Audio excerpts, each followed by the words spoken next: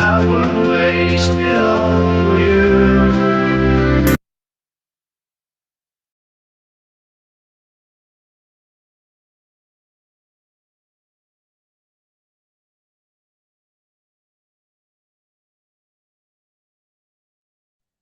Hello, teachers. Welcome, English teachers in Peru and teachers around the world.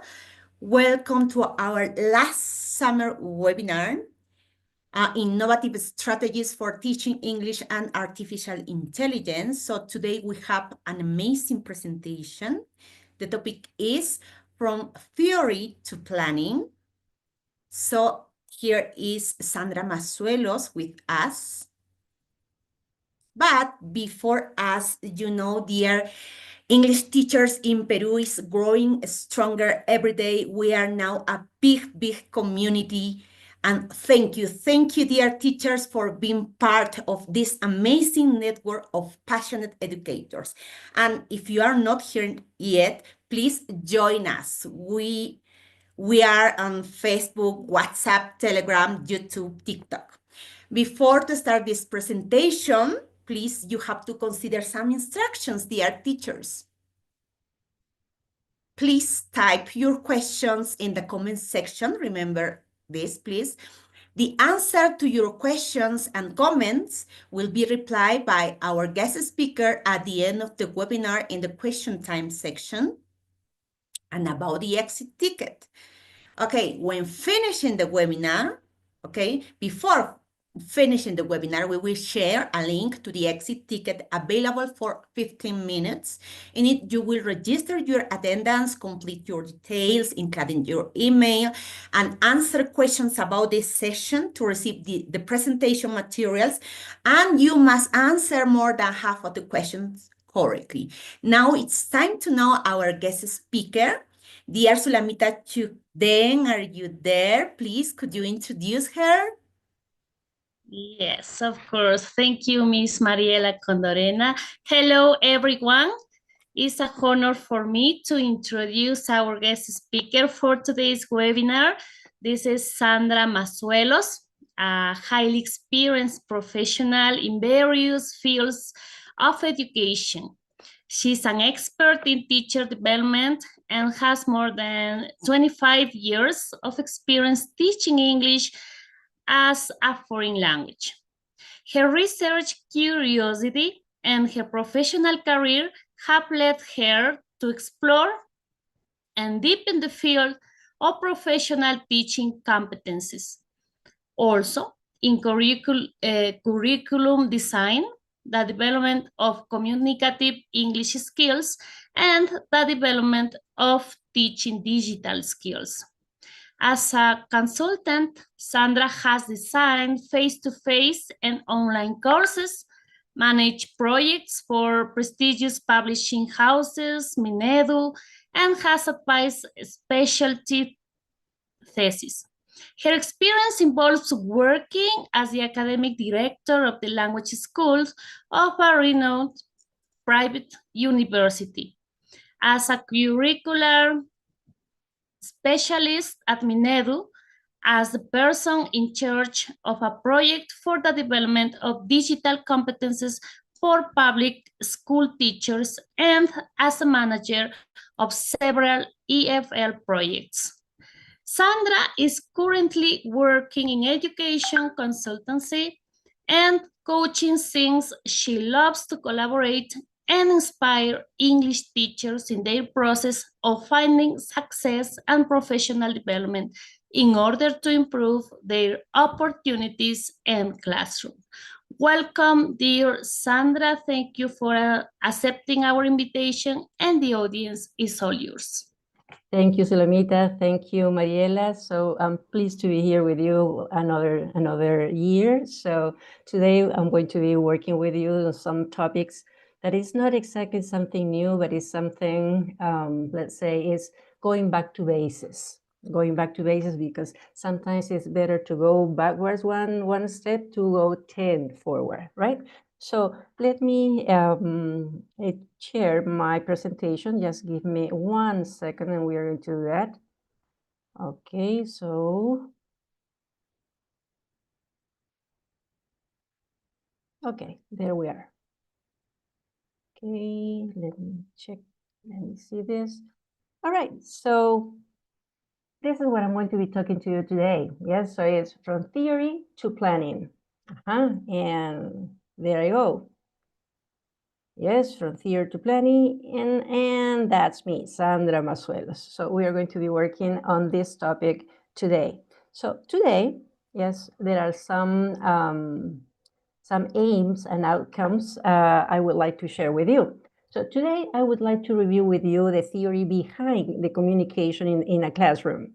I also want to you to take this as an outcome. I want you to apply the communicative approach to your lessons. Then my other aim is to provide teachers with tools to plan their lessons to promote effective communication.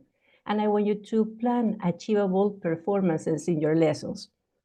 Then I want to explore with you the design of communicative activities to develop communication in the classroom. And what I want you to take home is that you can plan activities with a communicative purpose. Finally, I want to reflect with you on authentic assessment and feedback.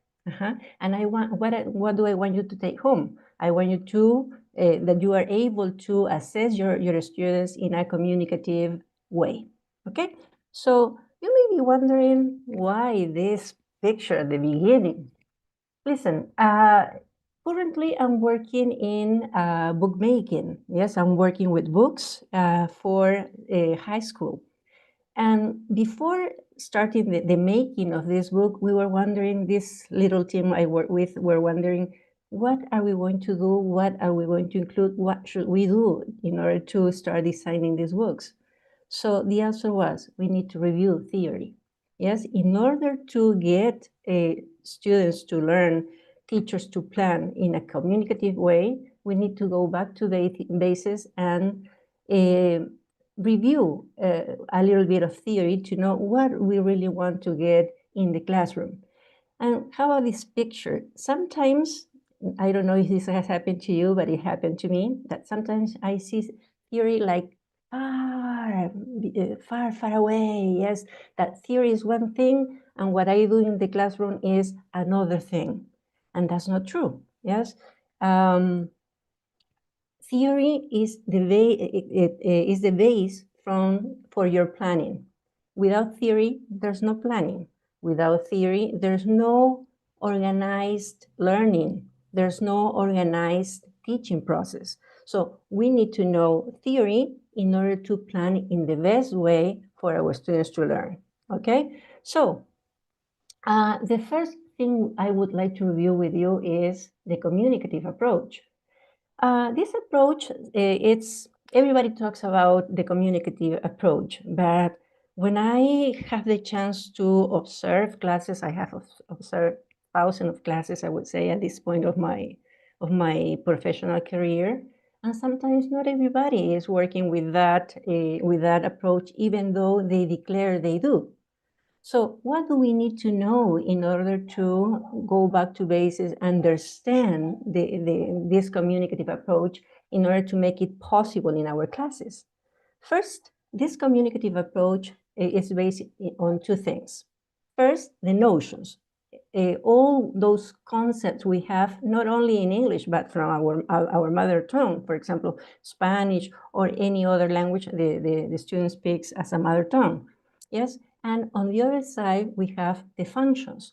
Those functions we know very well, yes, like introducing myself, making questions, asking for directions, etc. Yes, so notions and functions make possible, yes, to communicate real meaning in order to develop, yes, communicative competence.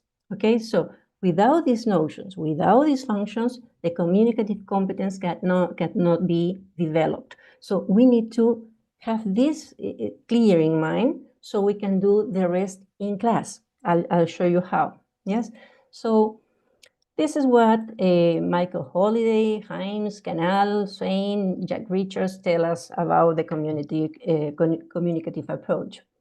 Okay, look, the communicative approach has 10 principles. If you know these 10 principles, you're going to be able to apply them in class. I'll show you, I'll demonstrate that it's really easy to make this happen, to take from theory to the class, from theory to the planning, from theory to the activities, from theory to your students speaking, listening, reading, and writing. Okay, so these 10 principles are very simple, and you are going to understand this in this way. Look, for example, one of these principles says that there must be a gap, an information gap. What is the meaning of this? For example, what somebody tells you should be ignored by the other person. That means that if I ask a question, it's because I don't have the answer. That is an information gap. If you plan activities with this information gap, so your activities are going to be successful. Okay, so if the student knows the answer in advance, so there's no real gap, information gap. Okay. Number two, the communication in the classroom must be in English. So you have to teach English through English, okay, with no translation. So maybe the level could be a very simple level of English. That's not important, but it should be in English. Another important principle to consider is that students have to have constant interaction. So they should always be working, for example, in pairs, in groups, etc. You have to promote collaboration in class, for example. So the exposure to the target language, in this case to English, it's crucial to develop communication.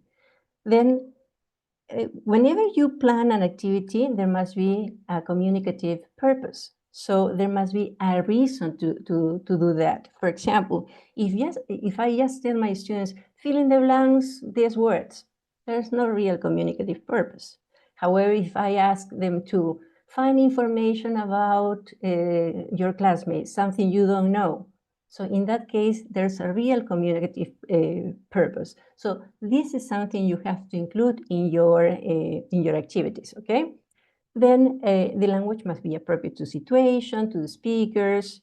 It should be interesting for the students, for the speakers, okay? Students need to know about register, if it's formal or informal, when to use those forms, depending on the situation, yes? Another important principle is that your students have to practice all the skills. That means they have to speak, they have to listen, they have to read, and they have to write. Okay, so the 4 skills are important. Now, you have to choose topics considering who your students are, their age, their level, their interests, yes? In this way, motivation is going to be always present because you are designing for them, okay? And the last principle is that whenever you teach in a communicative way, yes, you have to make a balance between 2 aspects that are very important. One is accuracy, and the other one is fluency. So if you focus only on accuracy, something is missing. And on the all the opposite, if you just focus on fluency, how well they speak and how fast they do it, how much vocabulary they use, you're also missing the other part. So there must be a balance. Look, this part I'm describing is absolutely theory, pure theory. However, this is going to go directly into your activities. Look at the following part. Oh, I forgot that. Yes, it must be student-centered. Okay. Now look, the communicative approach is the theory. What makes the communicative approach take place in the classroom is the communicative teaching, okay? So it's like the operational part of the communicative approach, yes? So this communicative approach wants the speaker to use correct and good language in a social environment. So the most important things for this communicative teaching is the authenticity, the interaction, the student-centered learning, task-based activities, and communication for real world. That's why classes should look like this one in the picture. Students working in groups, students talking, students motivated, etc. So motivation is central. Authentic and meaningful communication, it's important. Information gap, what I mentioned before, yes? So if I ask a question, it's because I don't know the answer, okay? There must be a situation or a context. Nothing should be given in isolation, okay? Then there must be a communicative purpose. So if I'm going to ask students to do something with the language, it's very possibly that they will need that in the real world, okay? It must be based on something that is of interest for the student, okay? Learning should be a creative process, but as any creative process, there's room for mistakes. Mistake is an important part of developing communication. Then students should be constantly exposed to the language, right? Collaborative work should be always present, should be promoted. Fluency is part of that, yes? We have to develop the 4 skills. For public school teachers, you know that we are talking about the 3 competencies, right? So competence 13, 14, and 15 should always be present in the classroom. Then there must be integration of skills. So if I focus, for example, on oral skills, but I have to integrate them with the other skills, okay? And teacher, oops, there's a misspelling there, should be a guide for his or her students. Now, this, as I was telling you, is theory, okay? But how does this look in a classroom? Look at this. Here you have the principles of the communicative approach, They're exactly the same I read some minutes before. What I want you to do now is this. You're going to read this example that you have on the right. Yes, you're going to go back to the principles and tell me and let me know if you can identify any of the principles in this simple exchange. This student is telling the other one, what did you do this weekend? Oh, I went to the movies. Oh, I read a book. Okay, so can you identify any of these principles in this simple interaction? I would like you to tell me in the chat, yes, just the number or numbers you can identify in this simple activity. Okay, so let's take a minute to do it. Okay, so tell me 1, 2, 3, 4, whichever you identify. So I'll read you in the chat.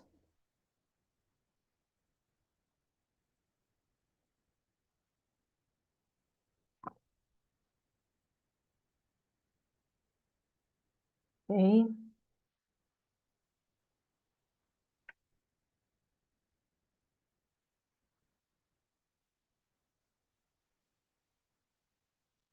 Okay, can you identify any? I'm telling you the answer there. Okay, Susi Sonko, Chilenos, says 1, 2, 4, and 5. Let's see if, let's see, 1, information gap. Yes, there's one there. Because new information, the boy is clearly asking because he doesn't know the answer, okay? Let's see, somebody says 2. Okay, language is learned using it for communication. Yes, the boy is using communication and is expecting communication, right? Somebody says 3. Lydia Ingaroka says 3. Students have constant interaction.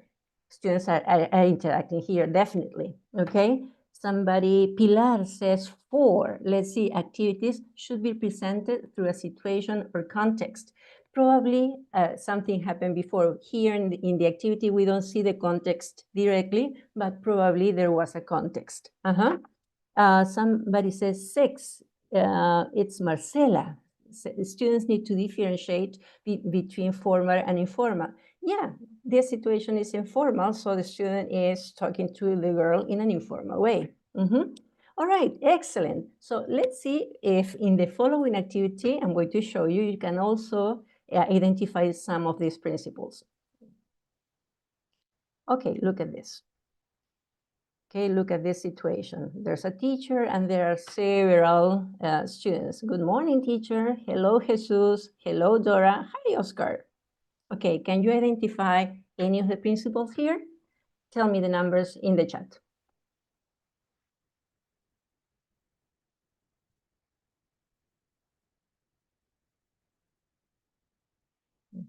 Let's wait for some seconds, and I'm sure you're going to start telling me some numbers there.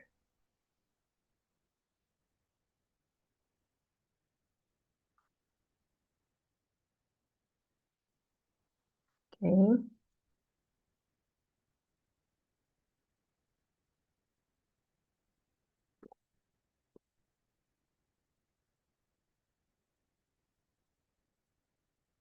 Eliberto says different principles can be applied in the example. Sure, yes, there are different principles that can be applied.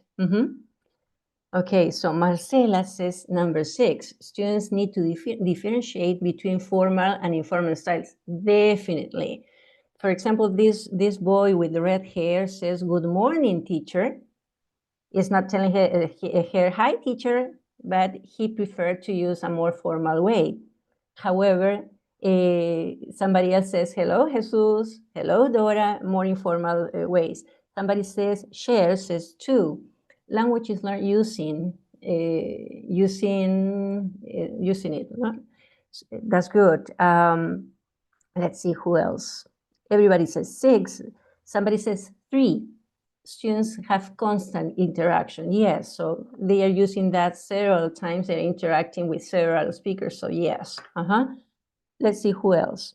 Here, look, some of the answers I identified were 2, 3, 6, 5. The language must be appropriate. Excellent. Okay, here it's another situation, okay? So there's a boy here says, Miss, hoy hablaremos acerca de gustos y nuestras preferencias, dice, ¿no? But the teacher says, yes, Leandro, we are talking about our likes and dislikes. Okay, Mila, choose a subject you like and ask Leandro. Now Mila and Leandro work with other, no, sorry, it's all, okay, Mila, choose a subject you like and ask Leandro. Mila says, okay, Leandro, do you like sports? Now Mila, they practice this conversation and the teacher says, now Mila, Leandro work with other partners, ask them about things they like and dislike. Okay, what principles can you identify in this activity?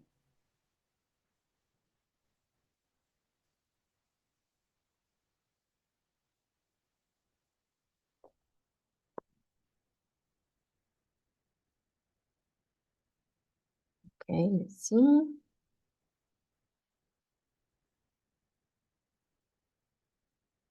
Okay, we start with the answers. Gabriela says 4. Let's see, activities should have a communicative purpose. Yes, because they are asking, yes, about likes and dislikes, and it's something that they will probably use in real life. Then Brenda says 3, 4, 8, and 9. 3, students have constant interaction. Yes, because first they are interacting with the teacher, then Mila and Leandro are interacting, and then the teacher asks them to interact with other students. Somebody says 3, constant interaction. Somebody says 4, for example, Jan says 4, activities should have a communicative purpose. Definitely here, likes and dislikes is a communicative purpose. Somebody introduced a different number. For example, Maria Emilia says that it's both accuracy and fluency. Somehow, yes, because the teacher didn't let the student to speak Spanish. She didn't say, no, Leandro, don't speak Spanish. She just said, yes, Leandro, we are talking about likes and dislikes. So she's giving him the version in English, right? So that's good.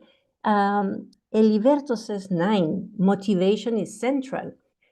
Any ideas how motivation is present here? Yeah, I bet you said they are choosing the topic, not the function, but the topic. Yes, because the teacher says we are talking about likes and dislikes, but let's Mila choose what she would like to talk about. He says, okay, Mila, choose a subject you like, and this is absolutely connected to motivation. Okay, so yes, motivation is present.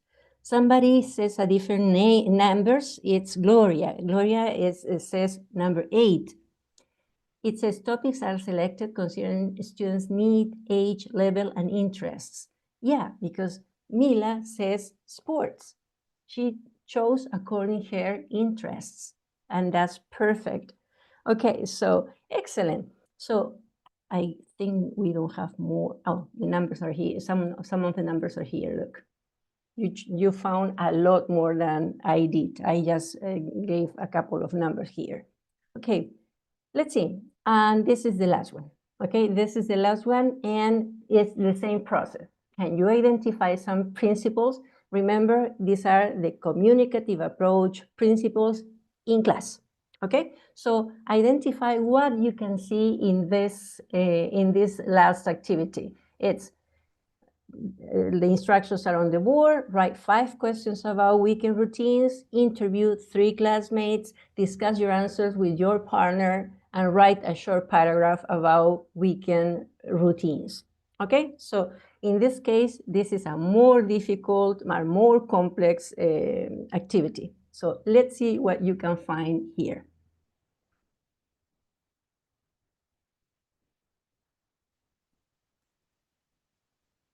Good afternoon, Naomi. Okay, good. Let's see. Okay, Eliberto says that he can identify the 4 basic skills. And if he is identifying the 4 basic skills, he's talking about principle number 7. Excellent, very good. Okay, Brenda says 1, 2, 5, 7, and 10. Let's go to 1, information gap. Yes, because they are asking about routine. So if they wouldn't know if they didn't ask. So there's a gap, right? Let's see, sorry, just a second. Okay, yeah. Some ads interrupted the chat, but I'm back to the chat. All right, so let's see, somebody says, Delmi says 7. 7 says it requires the development of the 4 language skills. Yes, because you have write questions, interview, that is speak, discuss, that is speak, write. Yes, so yeah, for sure, it's the 4 language skills are there. Okay, excellent. Somebody says 4. Carolina says 4. Activities should be presented through a situation or context and must have a communicative purpose. The context is a survey. The communicative purpose is talk about weekend routines. So for sure, the number is perfect. Yes. Let's see, any other numbers? 7, 4, 10. Let's see, this is a different number, 10. Who says 10? Maribel. Let's see, Maribel says it's 10. Assessment focuses not only on grammatical accuracy, but also on fluency. True, because they are talking, they are asking questions, but they are also writing. And whenever they write, students have time for editing, for correcting themselves, for asking for help, for thinking about their ideas. So accuracy is present, but present in a very natural way, not in the form of grammar or a sentence or writing grammar perfect sentences, right? But in the natural, as a natural part of the activity. Very good. So let's see, the ones I identified were 1, 7, 3, yes? Okay, so before we go to the following part, this is just a demonstration. Look, how easily you identify the principles of the communicative approach in real activities in class. So this is a way of showing you that theory is present in the classroom, okay? It's present in your activities. What is important here is that you know that you're applying this approach in your lessons. They should not only happen as by chance. They should happen because it's your decision to do that in that activity, in that moment of the class.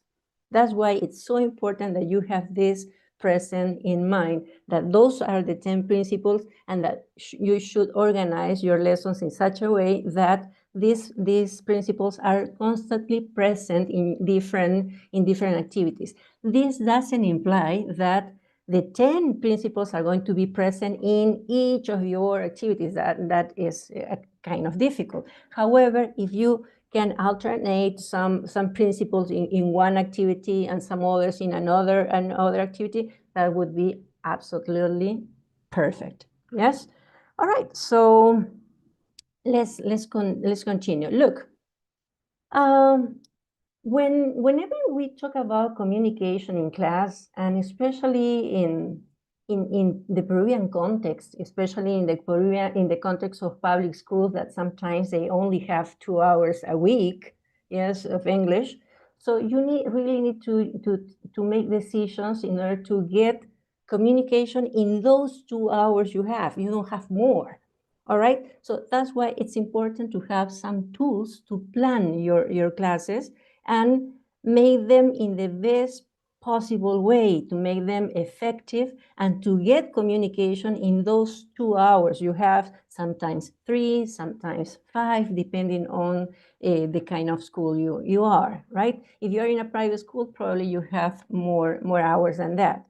But an excellent tool for your classes and to make sure that they are communicative is the function, right?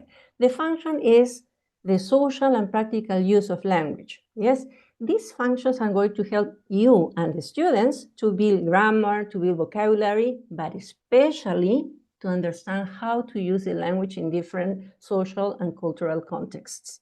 Yes, so teaching these functions makes possible to develop the development of communication skills and promotes fluency, all right? But functions sometimes can be complex, okay? For example, if we think about the very first function we usually teach, especially if you have some experience in language schools, for example, the very first function you work with is introducing myself. Then it's introducing other people, for example.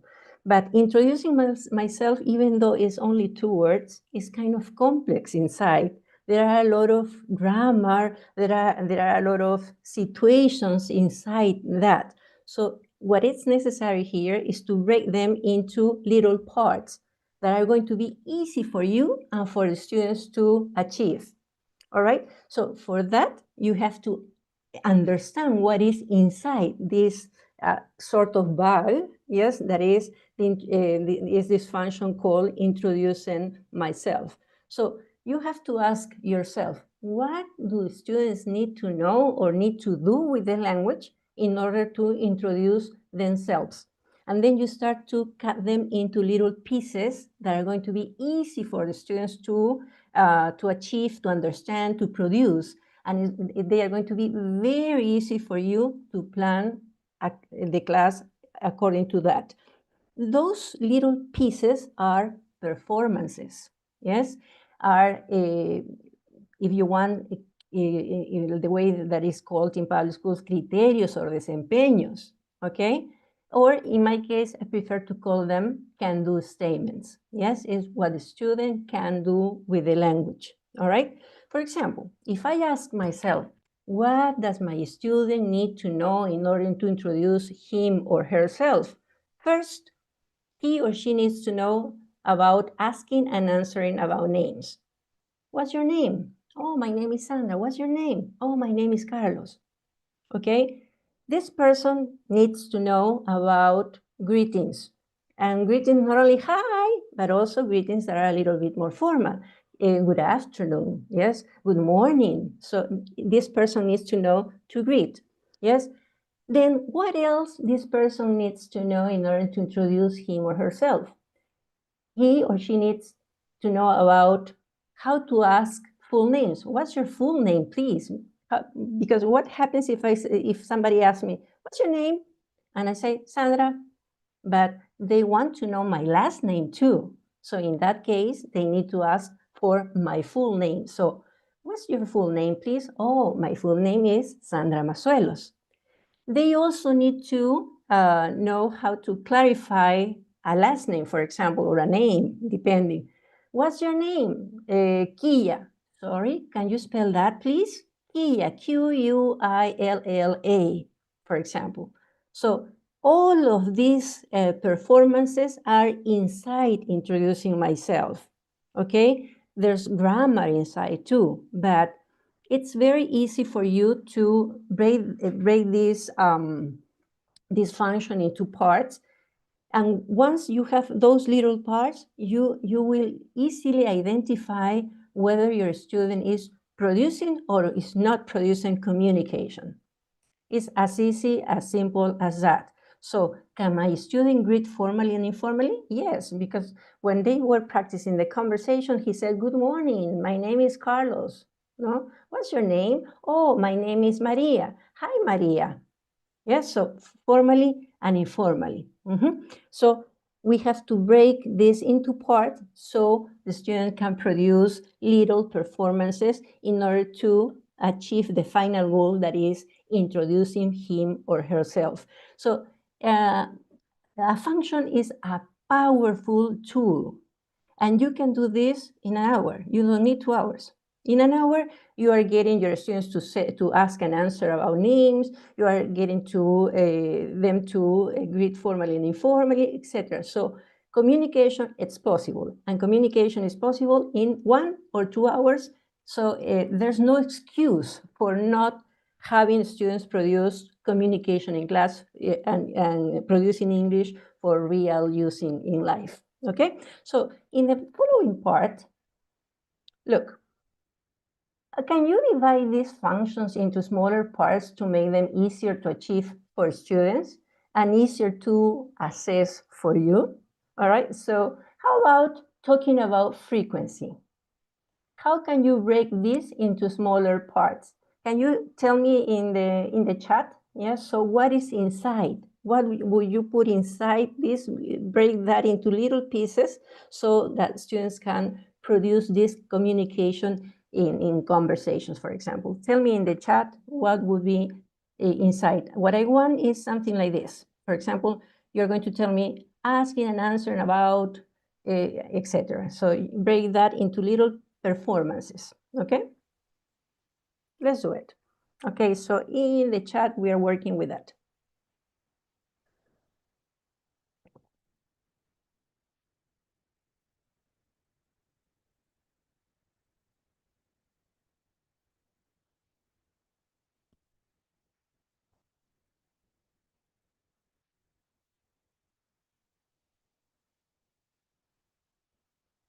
Let's see.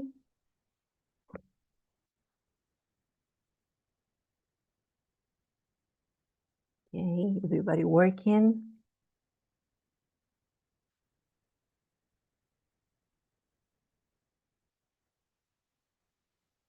Okay, we start with one answer. Can you try doing something else? For example, I'm getting some answers, like, for example, week, numbers, routines.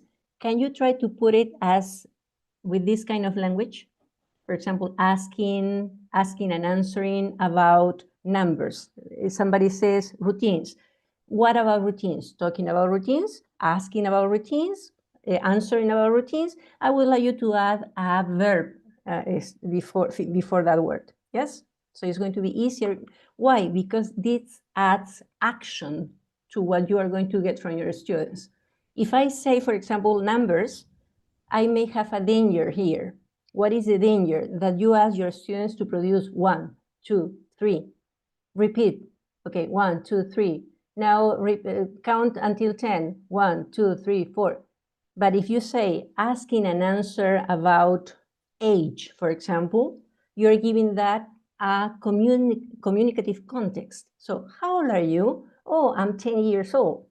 You see? So adding a verb in front of the word number, routine, or etc. is making sure that you are going to ask for communication and not the grammar inside communication. Okay, so try to do that, please. All right, let's see. I have asking about daily routines. Lovely, Delsa. Eliberto says, ask about names and last name, age and occupation. Good, perfect. Berta says, asking about routines or activities. Very good. Let's see. Mari says, questions about routine. Asking about routine, right? Let's see, who else? Andrea, what verb would you put in front of activities? I would like you to add a verb. Ada says asking and answering about sports they practice. Very good. Vanessa says asking about Vanessa, how can you make this more communicative? For example, if I say asking about adverbs, I'm going directly to the grammar.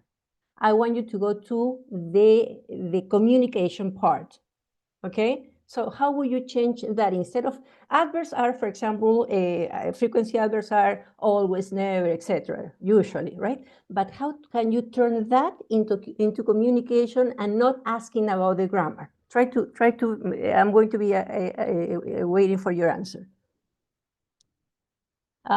Describing someone and they say, describe your father. Okay. Talking about your favorite color, asking about your family members, right? Asking about healthy and unhealthy, I guess, is food. Very good. Tell me about you. How can that ask about, maybe, how would you describe yourself? Maybe, I'm not sure about that. Describe someone. Describe someone. Describing someone, says Maria Emilia. Describe someone who works as a zookeeper. I like that one, Carlos. Okay. As well, what food do you prefer is a question, but what would be the performance? Think of a performance the student is going to do, and then the question is going to be inside. Let's see, asking about their pets. So I'm going to go back to this. So I want this kind of language, like the example here. Giving examples of activity. Okay, asking about the weather and the environment. Describing your friends or classmates. That's wonderful, Erlinda. That's Neida, no? And Erlinda says describing someone. When you say describe someone, it is implied that is using adjectives. Okay, so we are going to emphasize on communication. We don't add the part of the grammar because the part of the grammar is implied inside the word describing. Okay, let's see. Describing their family members. That's wonderful because in this case, it would be describing someone. Okay, perfect. Very good. Let's see. I consider ones only here only a few. Let's see.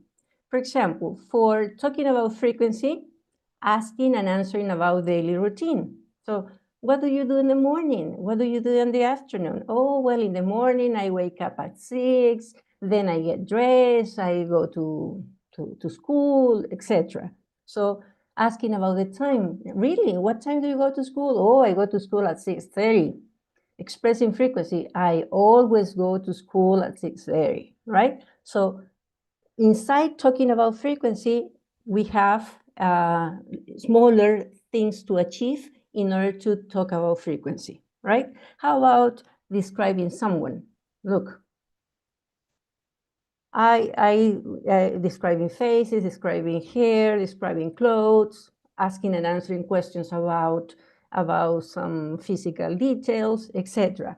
So, as I mentioned here, functions are a wonderful and powerful tool for communication, but sometimes they are complex because they have a lot of things inside. So you need to know what is inside in order to take them out as performances that students are going to be able to do in class with do with the language in class. All right, so make sure you break these functions into little parts. Yes, but I'm not, when I'm talking about little parts, I'm not talking about grammar, I'm not talking about adjectives, I'm not talking about adverbs. I'm talking about an activity that include those kind of words, but the emphasis is on communication because they are going to use this in the real world. In the real world, they won't be using, okay, I'm going to use this adjective to describe this car I want to buy. That doesn't happen, right? That's why the emphasis is on communication, but they should do that in a balanced way between a balance between accuracy and fluency. All right, perfect. Let's continue working. All right, to design an activity to develop communication in the classroom is not magic. It takes a lot of things from teachers and students. All right. So developing communication takes knowledge. What kind of knowledge? First, methodology about English. Yes, because you need to have a certain level of English to be able to teach to your students. Okay, you need techniques. You're a teacher, so you know how to teach. You know what takes learning, what takes teaching. All right, and a strategy. When to use something. When is the right moment to use something. Right. So everything connected makes the learning process possible. All right. So make sure you develop complete methodological cycles to develop each skill. All right. So what I'm talking about when I'm saying that it's not magic, I'm saying that not because you give them, for example, a song to listen and fill in the blanks, listening is going to take place. Not because you put you write a sentence on the board, students won't speak. All right. So it takes a whole methodological cycle in order to make students speak, listen, read, and write.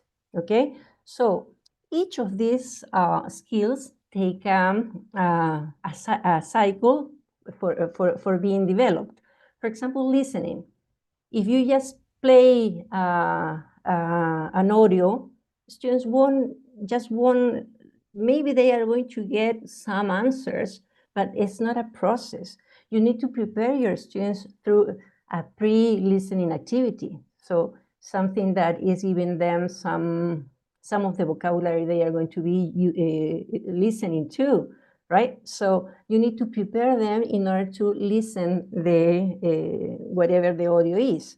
All right. Then there are some comprehension questions you have to include in this process, and then they need to have another activity for application. The same is going to happen in the reading. Reading needs to have some pre-activities, before reading. Then they need to have comprehension questions for understanding the text. And here, maybe what I would like to say is that reading is not a moment for asking questions about grammar. It's a moment for asking questions about the content of the text. This is important for you to remember. And then there's a post-reading activity. It's a moment for applying what they learn in the text. All right? Speaking also needs its own procedure. Yes, you have to prepare your students for speaking, giving them models of language for them to use. For example, if they are going to introduce themselves, so probably you would need to give them a model conversation. For example, hello, my name is Sandra. What's your name? My name is Mario. Hello, Mario. Nice to meet you. Nice to meet you too. So you give them a model, you give them, you ask them questions, comprehension questions to make sure they understood the model, and then they are going to start practicing the conversation, make the conversation theirs, personalizing the information. So if the model was Sandra and Mario, then in the following practices, they are going to be Erika and Maria, probably depending on their names, and they make this model theirs. Yes. And the idea here is not that students write the conversation. The idea is that they produce the conversation because they have understood the conversation, okay? So in writing, something similar happens. Something needs to be done before they start writing, because writing cannot happen spontaneously. So first, they need maybe a model of the text they are going to write. Then they need to understand the text, answer questions about that text, and then they may write because they have been practicing that before. Okay, writing is a consequence of learning. It's not the starting part of learning. Yeah, so everything needs time. Everything needs time, a process, and a complete cycle. This is something I have tried to incorporate in this books we are designing in my team at work. Yeah. Okay, so another important thing is skill integration. Skill integration is basic too. So try to focus on one skill, but always try to integrate this skill with others. This is going to happen in a very natural way. For example, I listen, okay? If you listen, I will probably take notes about what I'm listening, yes? Then I'm going to speak to confirm, hey, did you say this or that? And I'm going to listen again what that person is producing. Then I will probably write a note about the information I got. I will probably leave a message, a voice message. So the integration takes place in a natural way, and this should always happen. We can not only work with reading the whole time, writing the whole time, without integrating those skills with the other ones. So this is very, very important, yes? Okay, so let's see, just a second. All right, so authentic assessment and feedback. If we're talking about communication, how should evaluation be? Can you tell me? And look, these pictures here somehow represent how authentic assessment and feedback should be. Can you tell me in the chat how should evaluation be in a communicative English class?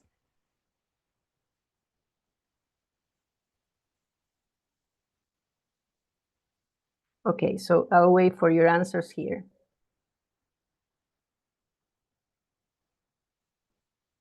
So answer that question. How should evaluation be in a communicative English class?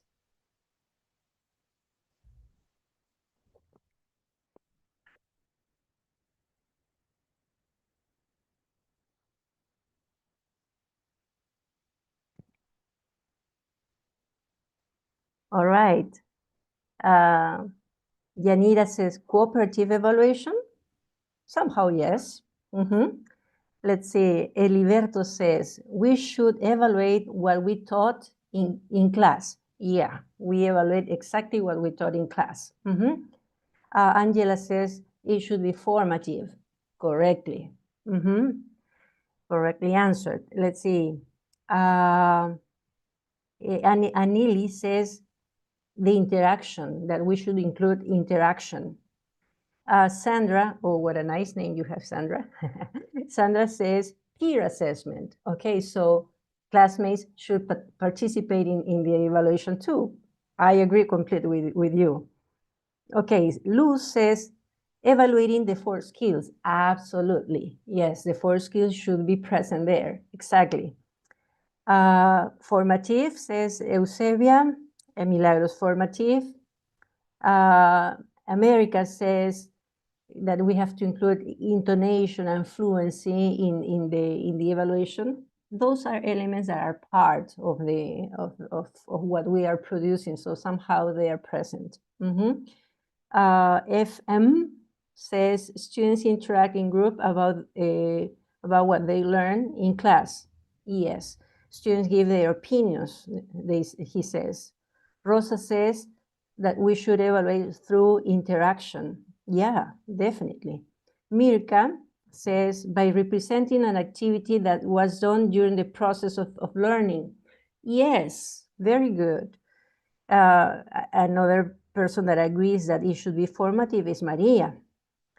Ms. Rosemary says interaction in pairs and groups. Yes, Rosemary.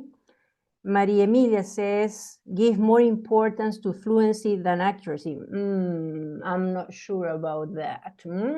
I think there should be balance. If we prioritize accuracy means grammar. So we are not producing students that can communicate in real world. Because what happens when grammar is emphasized in class and only promoted in class? So they are going to produce very good sentences. For example, she lives in Japan. It's perfect. But if you take this girl or boy and you put him or her in the middle of an English-speaking country, the person is going to say, he lives in Japan, but won't be able to say, excuse me, sir, can you tell me where the theater is? You need communication. That's why if you only emphasize accuracy, students won't speak. There won't be communication in class. So there must be a balance, okay? Evelyn says we should consider a variety of ways to assess because students have different ways to learn. Sure, absolutely, Evelyn. Lydia says that we have to include role plays. Yes, that's good. Silvia Angeles, Silvia, hi. We should focus and foster fluency and accuracy. Absolutely agree with you, Silvia. All right, excellent. Just a second. Excellent, very good. Fluency, says Cecilia, but with balance with accuracy, okay? Both are important, very good. Okay, so let's see, look at this. So you have to assess as you teach, okay? Assess as you taught. Okay, this is important. That's why here there are two pictures. If you, in your class, you taught students to practice the language in groups, for example, pretending they are, I don't know, an interviewer, interviewing the other people. So this happen in the class, this should happen in the exam. All right, it should not be different. If you teach communication in the class and then you evaluate grammar, something is happening here. All right, you have to evaluate in the same way. Okay, if you teach A, you have to test A. This agreement is very important.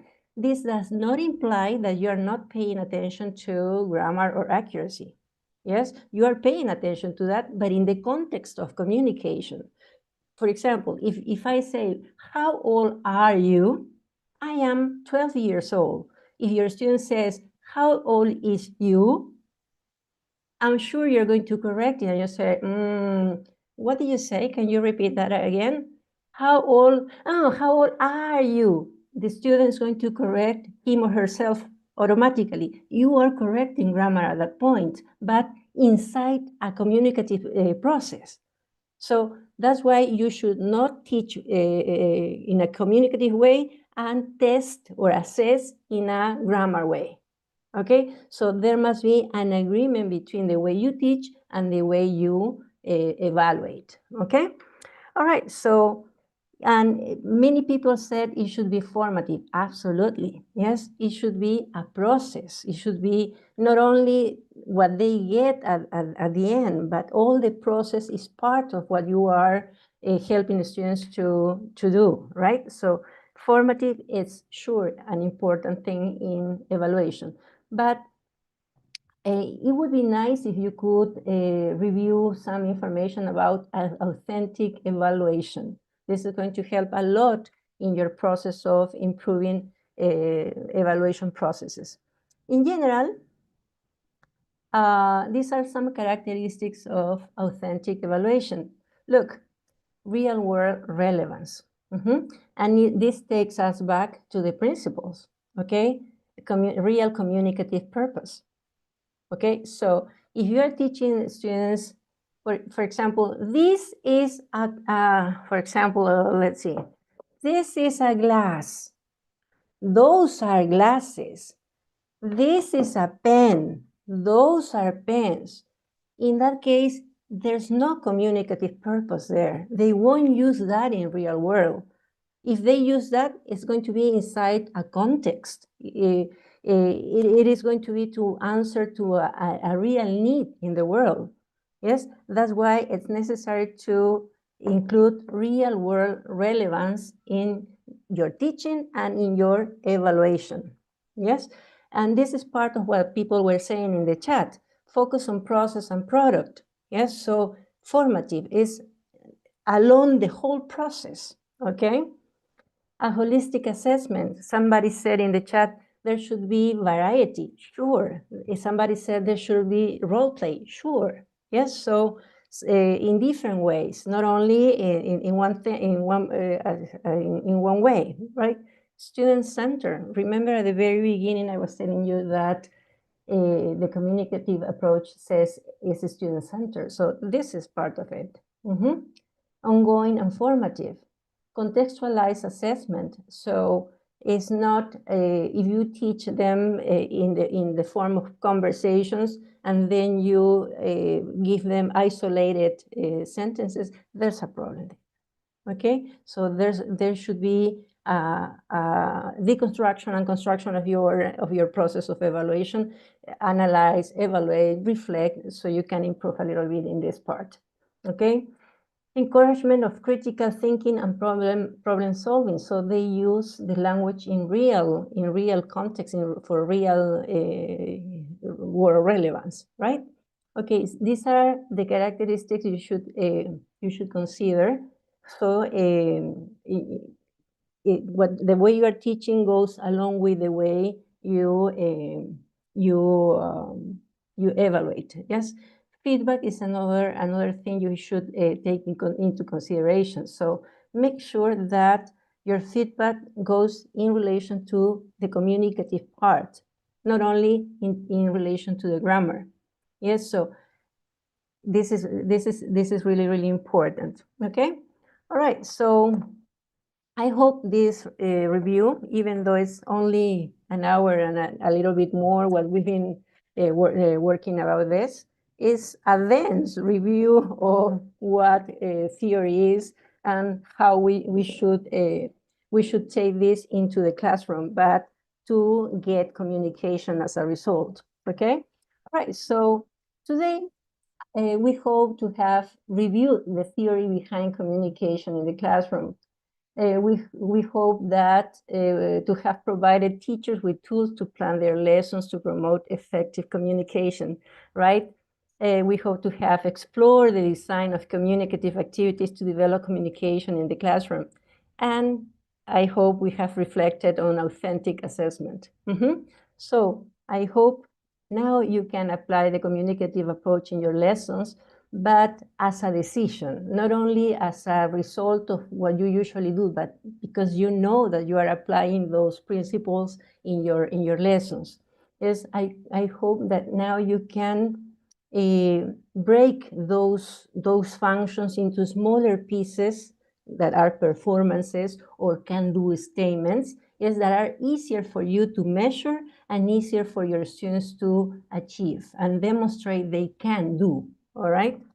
Yes, so I hope you can plan activities with a communicative purpose, not only because it's a part of the syllables or it's part of the book or it's part of what you are being asked, but because because they are going to use this in the real world. Okay, and I hope you can assess your students in a communicative way. Okay, so always look for that balance between accuracy and fluency. Okay, so thank you very much for listening to me this hour and some minutes.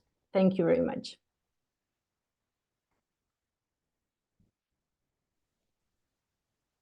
Thank you, Sandra. It is an honor and a huge pleasure to have you here. Thank you so much for sharing your expertise, for sharing a lot of ideas that I'm sure the teachers are going to be using in each of their classes. And again, now I'm going to ask you some questions from them. I have a question here from Miss Luz Adriana Jaramillo Villegas. Should I stop sharing? Yeah, I think we have like a presentation for this part, so okay, sure I'm going to stop sharing then. Okay, so I can look at you and answer the questions. Thank you. Okay, all right. Can you repeat the question, please? Sure. The first question, well, here, Miss Luz Adriana says, sometimes my students don't understand me when I talk in English. In this case, I try to explain, act, or look for a clue. But if they don't understand me, what can I do? She's a preschooler teacher. Okay, yes. So I'm not a preschool teacher. My expertise is in elementary school and high school and higher education too. However, I think that kids are wonderful learning. Yes, only in a few days after you repeat something they learn. I have the experience of a little nephew. He came from Germany. He doesn't speak Spanish, but he was there only for 20 days. And after 20 days, he was saying, look, that's a cat, beautiful cat, in Spanish, of course. It's beautiful cat. So I think that the teacher should continue to try, because finally it is going to happen. It is going to happen. So keep it simple. Keep it simple is the only advice I would give. It's not my expertise to be to teach kids that young. Thank you. Here, another question. Well, you know that we don't have books on schools, but I would like to know, how do we know how much to teach? You know that Okay. it's like we can Yeah. give present continuous in different levels. Yes. So, what will be your advice for us? All right. So yeah, I know that schools, especially public schools, don't have books since 2012. That was the last time books were released in public schools. So it's a long time, and a lot of work for teachers too, because they don't know a reference. However, there's a reference for them to know what to teach, and it's a curriculum. The curriculum has standards, clear standards for each of the grades. Okay, if you are in primary or secondary, the standards are there, and you can break those standards. So what I was telling you here is about breaking the functions. You can do exactly the same with the standards. First, you have to translate them into functions. That's what I did to work with the books I'm designing now. All right, so the standards are very, very raw, very direct, very curriculum-like is the language, right? But you need to translate them. Okay, what do they want here? What do they need? What do they want the student to do here with the language? All right, so I translated that into functions. All right, and then the next step was to translate them into performances that are smaller. All right, so that's what this person can do. The reference is the curriculum if you are in public schools. It's there, but you have to teach it to your student in first, second, third, fourth, and fifth grade. It's there, but it needs a certain treatment, certain analysis and treatment. So that translation, I'm telling you, translation within quotations, because I'm not talking about Spanish. I'm talking about from this language, curricular language, to functional language and to performances. That's what you can do, and it's going to help you a lot, because it helped me to work with these books I have mentioned. Thank you. Here I have another question from Miss Maritza Mateus. Does a spelling bee contest promote a communicative approach? Spelling contest? Spelling bee. Spelling bee. I guess that spelling provides practice on something they are learning, especially if they are kids, younger kids that are just learning the language. It's going to provide practice. Yes, so they have to get familiar with the sounds of the new language. For example, in Spanish we have 5 vocal sounds, but in English there are 19, for example. So that helps them with that. It's something for practice. It's not communicative directly. We have to be clear with that. But yes, it's for practice. Thank you. And here, one last question from teacher Edilberto Martinez. Is the mother tongue avoided the communicative approach? I'm thinking avoiding. Is the mother tongue avoiding the communicative approach? Sorry, I didn't get the question. Could you read it again? Yeah. He asks if is the mother tongue avoided in the communicative approach? Okay. All right. I think that using Spanish from time to time is not taboo. No, it's not taboo. However, it's a problem if you start using it as a habit inside the classroom, because you are not teaching Spanish, you're teaching English. All right. So I would say, yeah, if from time to time, for example, today in this webinar that has just finished, I used Spanish twice. I said desempeños, and I said, I don't know what other word. Why did I use that? Because I thought that those words were more familiar for the teacher that is listening to me than can-do statement. You see? So the effect of my use in Spanish was important. So that's why I used those words intentionally in Spanish.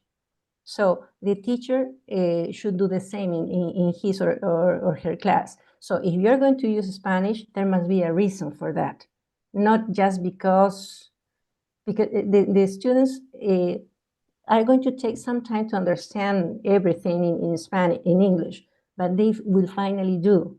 And I know this for its experience. Yes, I have had the chance of teaching Spanish to speakers of other languages.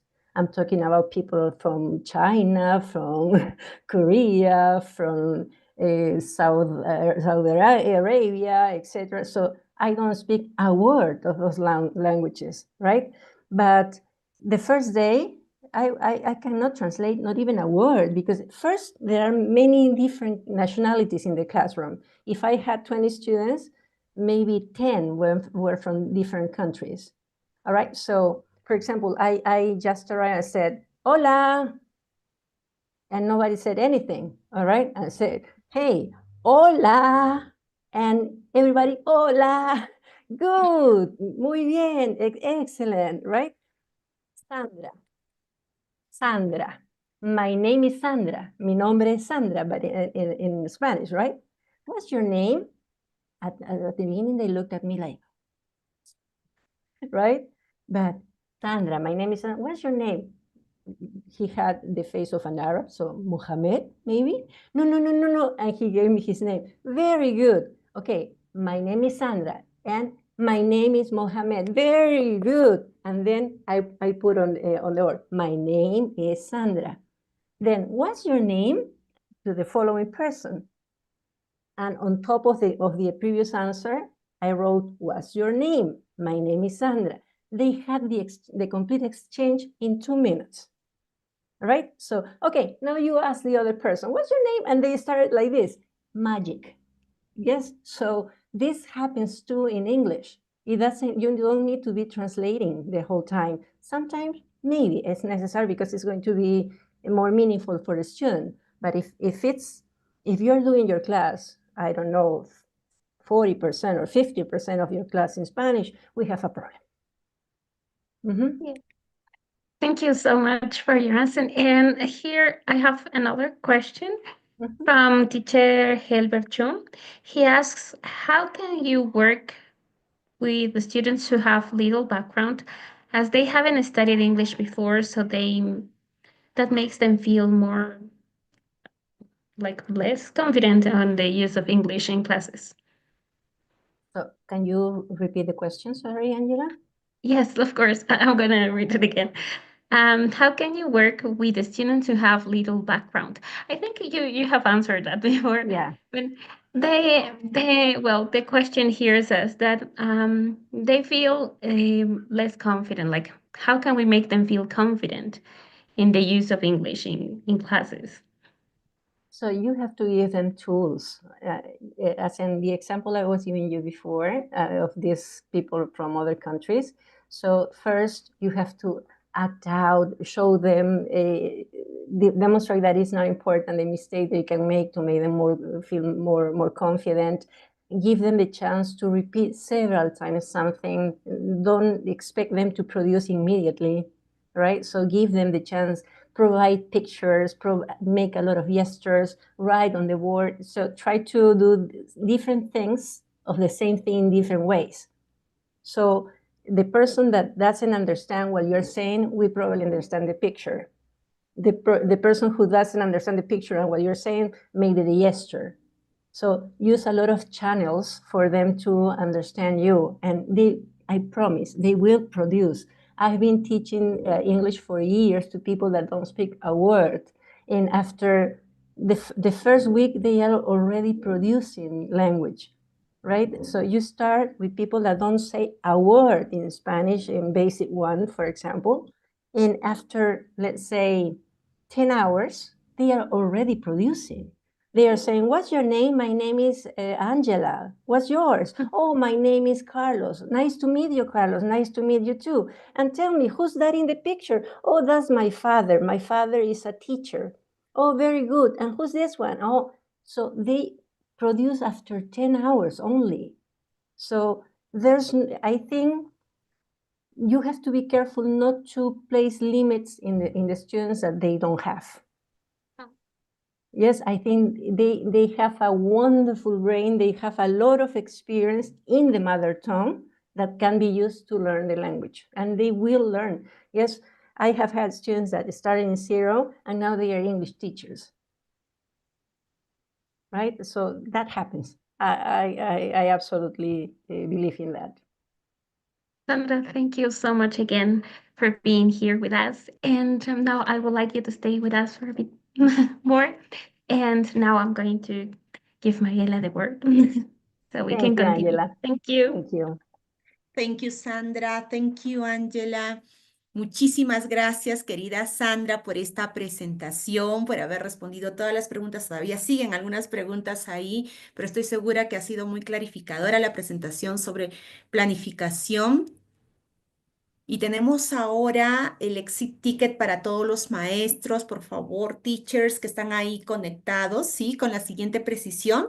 Esta vez hay algo diferente y es necesario porque es solamente para quienes han estado conectados, a los casi 400 maestros que han estado conectados el día de hoy, acompañando en esta sesión a Sandra Mazuelos y aprendiendo muchísimo de la sesión. Por favor, vamos a tener en el exit ticket, una vez que lo abra, una keyword, una palabra clave que debe estar escrita de forma, nadie puede escribirlo, por favor, aquí en el chat en directo, ni tampoco en nuestra comunidad en WhatsApp por ningún lado. Simplemente la van a escribir ahí en el formulario que se va a abrir una vez que ustedes ingresen este link que ven a continuación.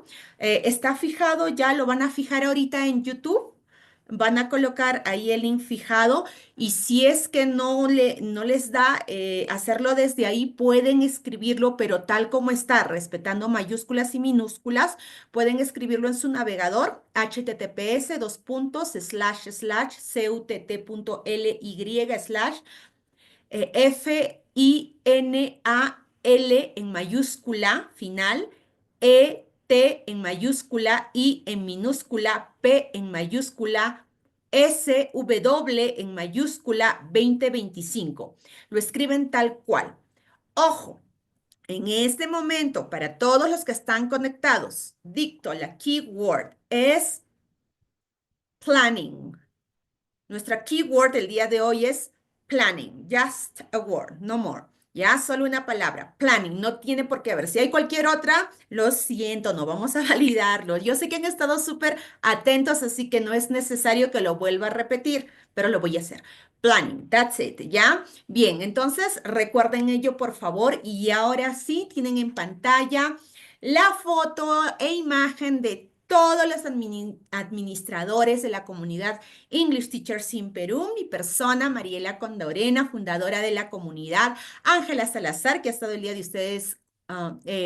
día de hoy con ustedes, David Cuadros, que nos ha acompañado en muchas sesiones, Sulamita Chuten, que ha estado el día de hoy con nosotros también, Diana Chafloc de Chiclayo, Pamela Salazar de Chiclayo, Catherine Novoa, Gina Soplopuco de Chimbote, Nefti Fortés desde España, Kurt Vilela en Huancayo, Miriam Córdoba en Huancayo, Maite Flores Guacho, Mayra Ríos Lima, Julie Millones, Daisy Apolinario, Yulisa de la Cruz, Lili Espinosa, Jessica Carguavilca, Consuelo Cáceda, que están en Lima también nuestros queridos administradores Ricardo Núñez, José Ortega desde Puno y todos quienes formamos parte de esta comunidad que estamos muy felices de haber organizado a lo largo de estas semanas estas 6 sesiones con excelentes ponentes, personas que nos han ayudado a poder compartir sus conocimientos con todos los maestros de la comunidad.